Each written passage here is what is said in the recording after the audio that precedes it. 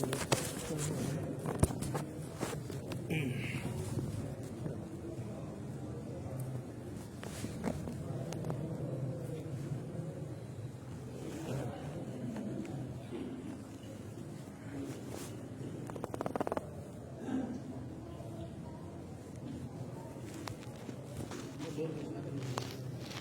علیکم ورحمۃ اللہ وبرکاتہ۔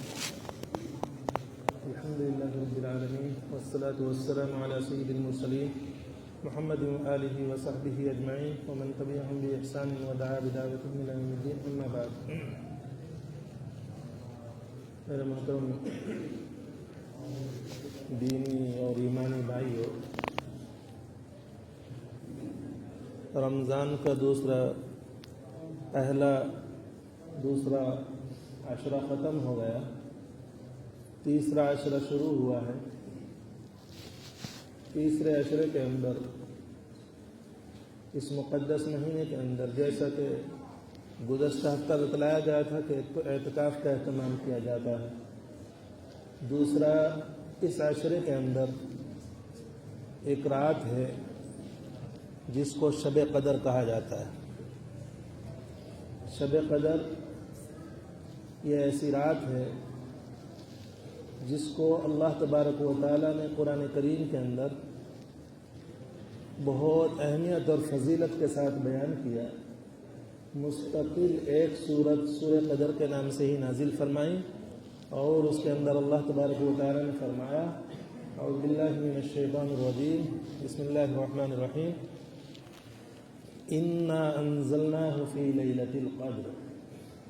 ہم نے اس قرآن کریم کو شب قدر میں اتارا، شب قدر میں نازل کیا۔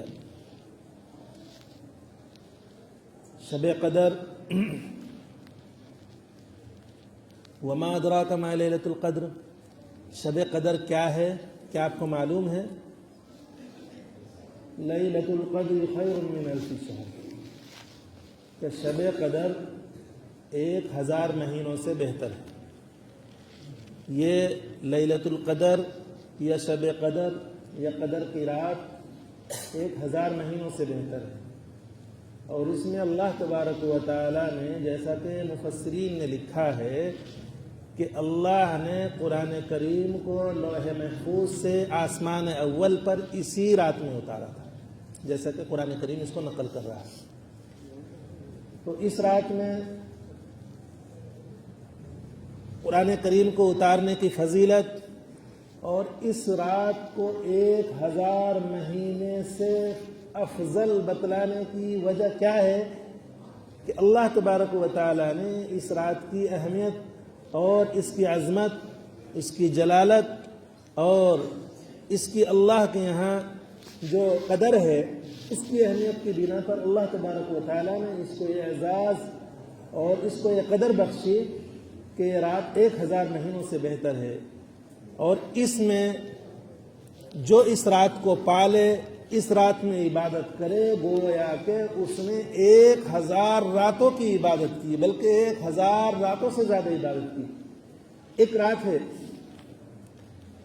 اور یہ رات حضرت عائشہ صدیقہ رضی اللہ تعالی عنہ نے فرمایا کہ میں نے رسول پاک صلی اللہ تعالی علیہ وسلم سے پوچھا: اے اللہ کے رسول، اگر میں شب قدر کو پالوں، اگر مجھے یہ رات نصیب ہو جائے، اگر مجھے یہ رات مل جائے تو کیا کروں اس میں؟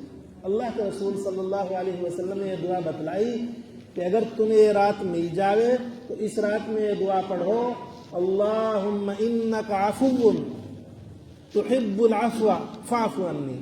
اے اللہ، تو معاف کرنے والا ہے، اے اللہ تو معاف کرنے والا ہے اور معاف کرنے کو پسند کرتا ہے، تو مجھے بھی معاف فرما۔ اے اللہ، تو معاف کرنے والا ہے، تو معاف کرنے کو پسند کرتا ہے، مجھے بھی معاف فرما۔ یہ دعا مانگنی چاہیے، اس لیے کہ انسان دنیاوی زندگی کے اندر ساری مصیبتوں سے چھٹکارے کے لیے کوشش کرتا ہے، سارے مسائل سے نمٹنے کی کوشش کرتا ہے۔ ایک مسلمان کی آخری آرزو اور انتہائی آرزو یہ ہوتی ہے کہ اللہ کے دربار میں اس کو معافی مل جائے، بس اس کی جو ہے ہمارے یہاں کہتے ہیں بلے بلے ہو جاتی ہے، اس کی بلے بلے ہے۔ اس کے مقدر کے کیا کہنے، جس کو معافی مل جائے۔ تو اللہ تبارک و تعالیٰ اس رات میں معافی کا اعلان کر رہا ہے، تو جس کو یہ رات نصیب ہو جاوے، اس رات میں تلاوت کرنی چاہیے، اس رات میں ذکر کرنا چاہیے، اس رات میں نوافل کا اہتمام ہونا چاہیے۔ اور یہ رات کب ہو سکتی ہے؟ اللہ کے رسول صلی اللہ علیہ وسلم نے اور قرآن کریم نے اس رات کی اہمیت کو بیان کیا، لیکن یہ کب ہوتی ہے اس کو چھوڑ دیا لوگوں پر۔ اگر یہ بتلا دی جاتی کہ فلاں تاریخ میں ہوگی تو سارے لوگ اسی رات میں جاگتے، باقی راتوں میں سوتے۔ تو اللہ نے اس کو آخری عشرے میں رکھا ہے، یعنی 20 رمضان کے بعد۔ تو حدیث میں آتا ہے کہ اس کو تلاش کیا جائے کب؟ یہ طاق راتوں میں ملتی ہے۔ طاق رات کب ہوتی ہے؟ 21ویں رات، 23ویں رات، 25ویں رات، 27ویں رات، 29ویں رات، یہ طاق راتیں ہیں۔ ان راتوں میں اس کو تلاش کرو۔ گویا کہ جب ان راتوں میں آدمی جاگے گا تو جو اللہ تبارک و تعالیٰ کے یہاں مقبول ہوگا، جس کے مقدر میں یہ رات لکھی ہوئی ہوگی، اس کو نصیب ہو جائے گی، اس کو مل جائے گی۔ اور پھر اس نے اگر کچھ بھی ذکر کیا ہوگا، اس نے کچھ بھی عبادت کی ہوگی، تو اس کی وہ رات 1000 مہینوں سے بہتر ہے، 1000 مہینوں سے بہتر ہے اس کے لیے۔ تو اس رات کو تلاش کرنا چاہیے اور اخیر عشرے میں رات کو جاگنے کا اہتمام کرنا چاہیے، خاص کر ان راتوں میں۔ اور یہ ضروری کہ آپ پوری رات جاگ لیں، 12 بجے تک جاگ لیں، 1 بجے تک جاگ لیں، پھر سو جائیں، پھر سحری کے لیے اٹھ جائیں، نوافل پڑھتے رہیں، قرآن پڑھتے رہیں، ذکر کرتے رہیں۔ نیند کا غلبہ آئے 12 بجے 1 بجے لیٹ جاؤ، پھر سحری کے لیے اٹھ جاؤ 3:30 بجے، 3:45 بجے، پھر سحری کے بعد پھر نوافل میں مشغول ہو جاؤ۔ تو آپ کی پوری رات، چونکہ آپ ابتدا میں بھی جاگتے رہے اور انتہا میں بھی جاگتے رہے، تو آپ پوری رات کے جاگنے کا سامان مل جائے۔ یہ ضروری نہیں کہ آپ پوری رات جاگیں۔ جاگنے کا مطلب یہ ہے کہ کچھ رات جاگتے رہیں، کچھ آرام کرتے رہیں، آپ کے نفس کو بھی آرام مل جائے گا، اور جاگنے کا، اس رات کو پانے کا جو ثواب ہے وہ بھی آپ کو مل جائے گا۔ تو اس کا اہتمام کیا جائے کہ اس رات کو تلاش کیا جائے۔ ان راتوں میں جو بتلائی ہیں آپ کو، 21، 23، 25، 27 اور 29، لیکن علماء نے کہا ہے کہ زیادہ تر اس کے واقع ہونے کا امکان 27ویں رات میں ہے، اسی لیے 27ویں کا اہتمام کیا جاتا ہے۔ ہو سکتا ہے کسی بھی رات میں ہو سکتا ہے، 21 سے لے کے 29 تک کسی بھی رات میں شب قدر ہو سکتی ہے، تلاش کرنی چاہیے۔ لیکن غالب گمان یہ رہتا ہے کہ 27 میں ہوتی ہے، اس کے علاوہ بھی ہو سکتی ہے، لیکن جب تلاش کریں گے تو مل جائے گی۔ اس لیے اس کا اہتمام کرنا چاہیے۔ اللہ نے اس کو اسی لیے محفوظ رکھا ہے کہ میرے بندے کم سے کم 10 راتوں میں سے 5 راتوں میں تو جاگ لیں، اور 5 راتوں میں جاگ کے اگر کسی کو بھی ایک شب قدر مل جاوے تو اس کے لیے 1000 مہینوں سے افضل ہو جائے گی۔ اس میں عبادت کرنا، اس میں اللہ سے اس کی رضا کے پروانے حاصل کرنا، اس سے مانگنا، یہ بڑی مقبولیت کی علامت ہے اور بڑی اللہ تبارک و تعالیٰ کے دربار میں اس کو اعزاز حاصل ہونے کی بات ہے۔ اس لیے میرے دوستو، میرے ایمانی بھائیوں، ہم ان ایام سے گزر رہے ہیں اخیر عشرے کے، کہ جو رات کے دن تو ہمارا روزے میں گزرتا ہے، یہ تو محترم اور محتم بالشان اور عظیم ہے، لیکن راتیں بھی ہماری عظیم ہو جائیں، دن ہمارے روشن ہو جائیں، راتیں ہماری منور ہو جائیں۔ کیسے ہوں گی؟ اگر ہم جاگ کر گپے نہیں مارنے، جاگ کر قصے کہانیاں نہیں سنانے، جاگ کر رانجھے نہیں سنانے، جاگ کر اللہ کا ذکر کرنا ہے، قرآن کریم کی تلاوت کرنی ہے۔ یہ مقصد ہے جاگنے کا۔ مسجد میں بیٹھے، گھر میں بیٹھے، کوئی ضروری آپ مسجد، گھر میں بیٹھ کے بھی آپ ذکر کر سکتے ہیں، گھر کے کونے میں بیٹھے رہیں، اللہ کا ذکر کرتے رہیں، قرآن کریم کی تلاوت کرتے رہیں، نوافل پڑھتے رہیں، تو آپ کو یہ مقصد حاصل ہو جائے گا۔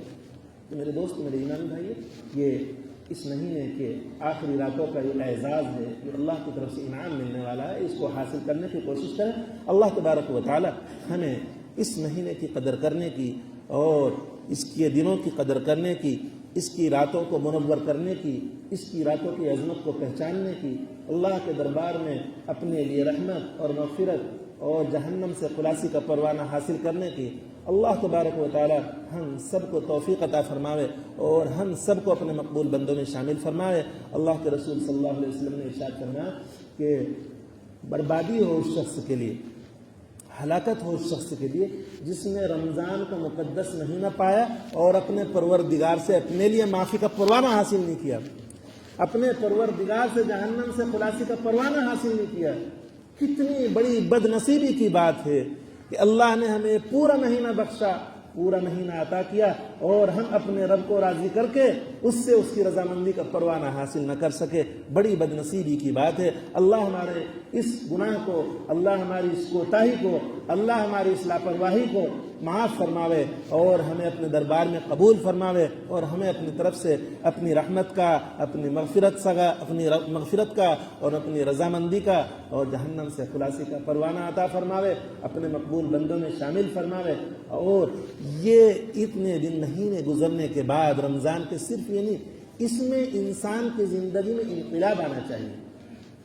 ان رمضان میں تو ہم نے اہتمام کیا، روزے رکھے، ذکر کیے، عبادت کی، اور پھر اگر ہماری زندگی رمضان کے بعد پہلی زندگی بن جائے جیسے پہلے گزر رہی تھی، تو گویا کہ ہمارا رمضان قبول نہیں، ہماری عبادتیں قبول نہیں، ہماری زندگی میں انقلاب آنا چاہیے۔ رمضان میں ہم نے جو محنتیں کی، رمضان میں ہم غیبت سے بچے، چغل خوری سے بچے، جھوٹ بولنے سے بچے، لڑائی جھگڑے سے بچے، گالی گلوچ سے بچے، گناہ کے کاموں سے بچے، تمام خرافات سے بچے ہیں، تو یہ رمضان کا اثر ہماری آگے آنے والے 11 جو مہینے ہیں ان کے اندر بھی اس اثر کو باقی رکھنا چاہیے۔ اگر صرف رمضان میں ہم جھوٹ نہیں بولے، رمضان میں ہم نے جھوٹی قسمیں نہیں کھائی، رمضان میں ہم نے کاروبار میں غلط کاری نہیں کی، رمضان میں ہم نے کم نہیں تولا، اور پھر رمضان کے بعد کم بھی تولنا ہے، کاروبار میں گڑبڑ بھی کر رہے، دھوکہ دہی بھی کر رہے، جھوٹ، وہ تو ہمارا رمضان قبول ہے۔ یہ اثر آنا چاہیے ہمارے آنے والی زندگی کے اندر، آنے والی دنوں کے اندر، تو پھر ہمارا رمضان مقبول ہے اور ہمارا رمضان اللہ کے یہاں بہت ہی عظیم ہے۔ اللہ تبارک و تعالی ہمیں اس کی قدر کرنے کی توفیق عطا فرماوے اور اپنے مقبول بندوں میں شامل فرماوے، اور بار بار اللہ تبارک و تعالی مقدس مہینہ ہمیں عطا فرماوے تاکہ اس میں ہم اپنے رب کو عبادت کر کے، اس کی اطاعت کر کے، اس کی فرما برداری کر کے اس کو راضی کر سکیں اور اس کی رضامندی کا پروانہ حاصل کر کے اس کے دربار میں ہم مقبول اور محبوب بن سکیں۔ وآخر دعوانا ان الحمد للہ رب العالمین۔